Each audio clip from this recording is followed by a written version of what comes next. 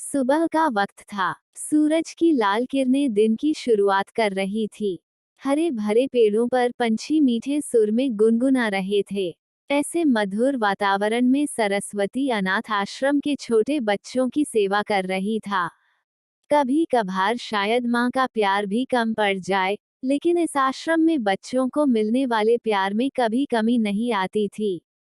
सूरज की कोमल धूप में मात्र 15 से 16 साल की पीहू सूरज को एकटक निहार रही थी। तभी उतने में उसे एक ख्याल आया।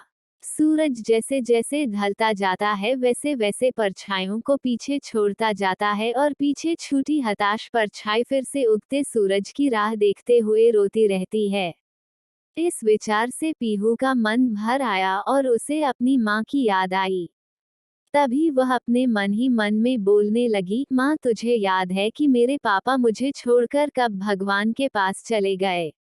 पर तुम ही मुझे कहती थी ना कि बेटा तू 1 साल की थी तब तेरे पापा को कैंसर की बीमारी थी। इस वजह से तेरे पापा भगवान के घर चले गए, लेकिन तकदीर की लड़ाई में मैंने हार नहीं मानी। पीहू बेटा, मुझे तेरे साथ यह कठिन दुख की लड़ाई जीतनी है। इसलिए मैं तेरी परछाई बन तेरे लिए जो हो सके वह करूंगी। वक्त आने पर मैं लोगों के घर के काम भी करूंगी, पर तुझे बहुत पढ़ाऊंगी, तुझे बड़ा बनाऊंगी। मैं तेरे पापा के सपने को वास्तव सच करूंगी। तेरे पापा की बहुत इच्छा थी कि हमारी छोटी सी पीहू बड़ी होकर पायलट बने। लेकिन जिंदगी में ऊंचा उठने के लिए तेरे पापा से तेरे पंखों को मिलने वाली ताकत तेरे पापा के जाने से टूट गई। लेकिन माँ, इतने बड़े दुख के रेगिस्तान में मैं सुख की परछाई ढूंढ रही थी। मेरे इन पंखों को बल देती माँ। लेकिन क्यों माँ, क्यों मेरे पंखों को बल देने से पहले मुझे क्यों छोड़कर चली गई।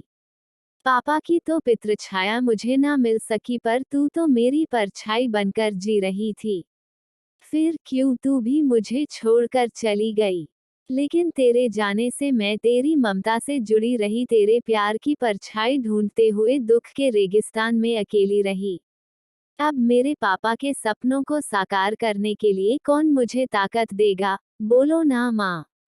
पीहू मन ही मन बोल रही थी। तभी उतने में प्यार और ममता से सभी लड़के लड़कियों से माँ जैसा बर्ताव करने वाली सीमा मैडम ढूंढते हुए पीहू को देखने आई और प्यार से बोली, बेटा क्या हुआ, क्यों रो रही हो। तभी पीहू अपने आंसू पोंछते हुए बोली, मैडम मुझे अपनी माँ की बहुत याद आ रही है। तभी सीमा मैडम ने पीहू को अपने सीने से लगाया। वह बोली, देखो पीहू बेटा, ऐसे नहीं रोते। मुझे पता था तुम्हारी माँ तुम्हारे लिए प्यार और ममता की परछाई थी, लेकिन उसे भी भगवान ने ले लिया।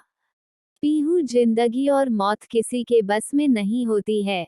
पीहू सीमा मैडम के तरफ देखते हुए बोली, मैडम भगवान भी कितने कठोर दिल के होते हैं। जब मैं छोटी थी तब मेरे पापा कैंसर की बीमारी से चले गए। और अभी कोरोना के काल मेरी माँ की बेस्ट फ्रेंड रमा आंटी एक दिन के लिए हमारे घर आई। तभी माँ को कोरोना हो गया और मेरी माँ गुजर गई।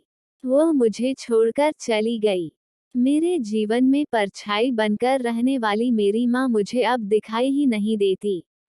पीहू की यह अवस्था देखकर सीमा मैडम की आंखें भर आई। फिर भी सीमा मैडम पीहू को दुख भरे स्वर में बोली, ये देखो पीहू बेटा, जिस समय तेरे गांव के सरपंच तुम्हें इस आश्रम में लाए थे, तब उन्होंने तुम्हारी जिंदगी की सब कर्म कहानी बताई थी। इसी कारण से मैं तुम्हें अकेले नहीं छोड़ती हूँ, लेकिन इसके आगे मैं तुम्हारी माँ बनकर, तुम्हारी परछाई बनकर जिंदगी जीना चाहती हूँ। ऐसे बोलकर सीमा मैडम ने पीहू को अपने बाहों में भर लिया और रोने लगी। सीमा मैडम को सीने से लगाकर पीहू ऐसा लगा जैसे उसकी माँ की खोई हुई परछाई सीमा मैडम के रूप में फिर से उसके साथ देने आ गई।